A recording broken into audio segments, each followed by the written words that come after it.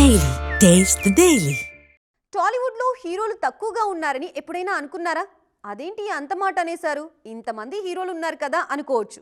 కానీ అన్ని సినిమాలు అందరి హీరోలకి వర్కౌట్ అవ్వవు కదా. ఇక్కడ నిర్మాతలకి కొన్ని బౌండరీస్ ఉంటాయి. వాటికి తగ్గ హీరోలే కావాలి. అలాంటి బ్యాచే ఒకటి టాలీవుడ్లో రెడీ అవుతుంది ఇప్పుడు. మరి వాళ్ళెవరో చూద్దామా? స్టార్ హీరోలు అందరికీ దొరకరు.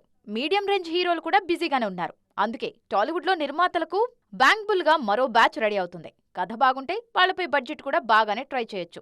ఈ లిస్టులో తేజ సజ్జా అందరికంటే ముందుంటే శ్రీకాంత్ తనయుడు రోషన్ మేకా, నవీన్ పోలిశెట్టి సైతం ఆయన తర్వాత చేరిపోయారు. తాజాగా ఛాంపియన్ అంటూ ప్రేక్షకుల ముందుకొచ్చారు రోషన్.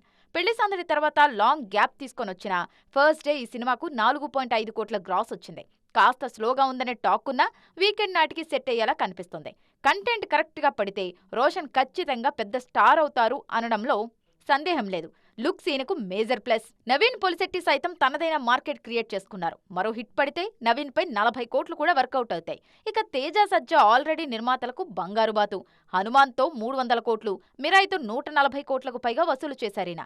మొత్తానికి స్టార్ కాని స్టార్ హీరోల్లా మారిపోతున్నారు ఈ కుర్ర హీరోలంతా.